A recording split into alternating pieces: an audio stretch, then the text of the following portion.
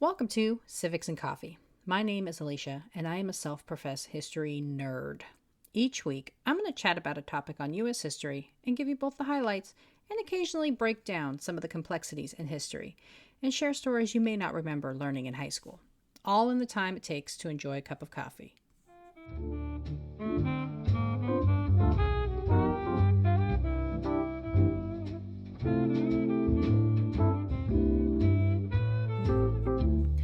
Hey everybody, welcome to the first episode. I thought I'd kick off this podcast by chatting about the start of America as it's commonly taught in schools, with Columbus's discovery in 1492. And while I'm going to talk about Columbus, the explorer who gets the credit for the discovery, I'm also going to dive into the indigenous people who inhabited North America prior to European contact and share a little of their history as well. I'm going to use the term discovery throughout this episode as it relates to the Europeans' exploration. As I will highlight, the Europeans who reached America encountered a country with numerous settlements and various political constructs. And so while it may have been news to the Europeans, North America was already a fully populated nation. So grab your cup of coffee, peeps. Let's do this. I don't know about you, but I remember learning in grade school the infamous poem about Columbus. In 1492, Columbus sailed the ocean blue.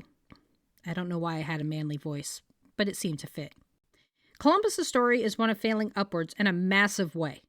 Originally trying to find an expedited route to China, Columbus instead accidentally washed up on the shores of the Bahamas. And though Columbus's exploration is important for many reasons, to give him the distinction of being first to discover America would be incorrect.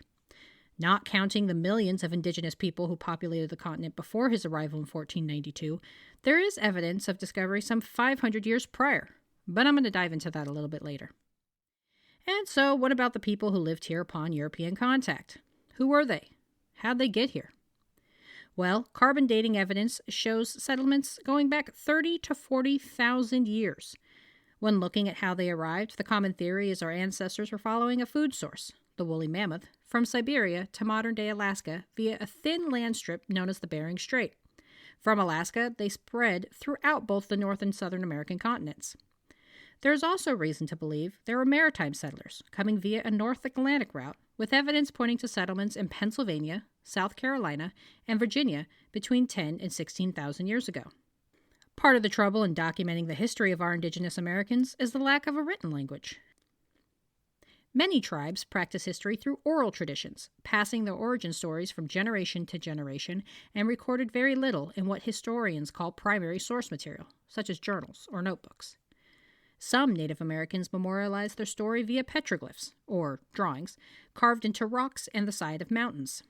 The earliest known petroglyph is from the Fremont culture, known to occupy the Great Basin some 10 to 14,000 years ago. And while lacking primary sources, there is scientific evidence to suggest many tribes made advancements in things like agriculture, mathematics, and architecture. One of the coolest examples of the indigenous people's architectural ability is the city of Cahokia, founded around 1100 A.D. The city was located at the convergence of the Missouri, Mississippi, and Illinois rivers, along the Mississippi floodplains, and was known as a major trade and transportation hub. What makes the city so fascinating was its construction of plazas surrounding the area. There were over 150 mounds, all made out of earth. Like literally, the members of the tribe dug up dirt and used it to make massive mounds.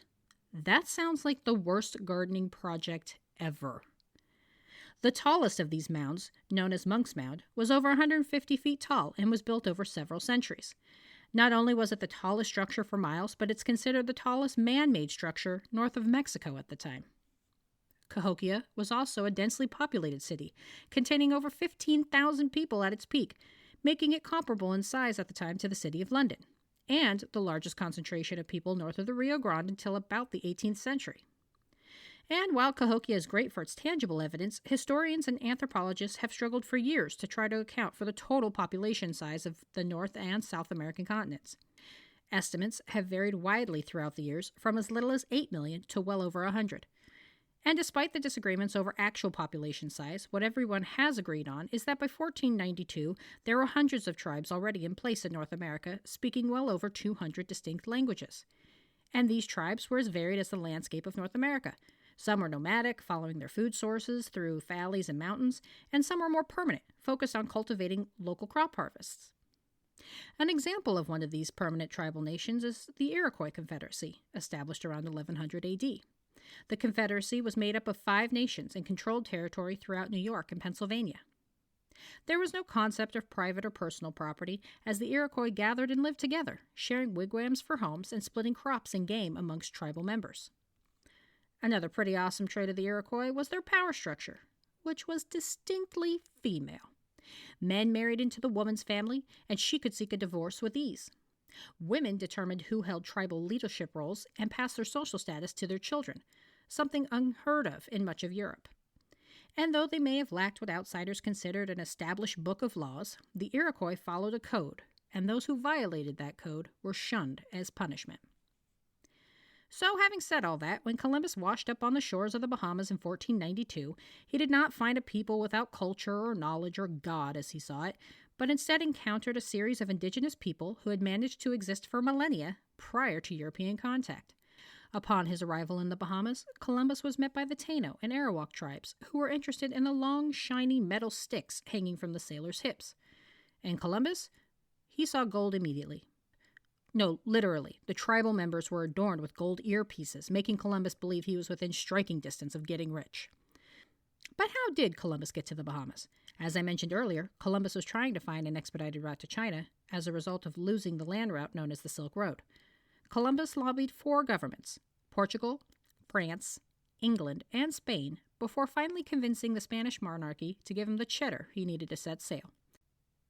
Upon approval from the Spanish crown, Columbus set sail on one of the 3 infamous ships, the Nina, the Pinta, and the Santa Maria, and hit the Bahamas some 35 days later on October 12, 1492. And after his initial success in the Bahamas, Columbus would go on to explore Cuba, Haiti, and the Dominican Republic, barely missing that huge landmass just to his north. So, if he missed one of the largest pieces of the puzzle, why does he get so much credit? Columbus's initial exploration, though not the expedited route to Asia he had hoped for, proved successful in finding natural resources and led other European countries to believe there was something to be had in this newly discovered world. This led to a large push in exploration and would forever alter both the North American landscape and the history of its indigenous people. And like I mentioned before, Columbus was not the first European to reach North America. That prize goes to Norse explorer Leif Erikson. Erikson, a Viking explorer, was on his way to Norway from Greenland when he was blown off course and landed in Newfoundland on the coast of Canada. And it would be the Spaniards, not the English, who would first survey and colonize the United States as we know them today, with Juan Ponce de Leon exploring Florida in 1513. The Spanish were very active throughout the Americas, mainly focusing on Central and South America between 1499 and 1605. However, there are a handful of explorations of North America by the Spanish, including Florida by Hernando de Soto in 1539, who returned in 1541 to expand his survey, traveling up the Mississippi River and taking in parts of Texas, New Mexico, Oklahoma, and Kansas. Lastly, in 1565, the city of St. Augustine was established by Pedro Menendez de Avillas. Upon his arrival, Avillas encountered the local tribe of the region known as the Timucua, a heavily populated nation of some 200,000 individuals who also had an established political hierarchy utilizing chiefs to dole out work assignments. Avillas and his fellow settlers were outnumbered and perhaps a spoiler alert for what was to come, exploited the political structure and used the tribe's chiefs to extract the labor needed for their survival. And while more permanent settlements by the English would take another 100 years or so, the process of colonization and the destruction of the indigenous people had begun. Numbering in the millions before European contact, the Native Americans would be decimated as a result of the combination of disease, slavery, and war. And while he failed in his stated intent, Columbus's accidental discovery paved the way for Europe to expand explorations and fight for control of the new world that would become America. Thanks for tuning in, and I hope you enjoyed this episode of Civics and Coffee. If you want to hear more small snippets from American history, be sure to subscribe wherever you get your podcasts. Thanks for joining me, and I look forward to our next cup of coffee together.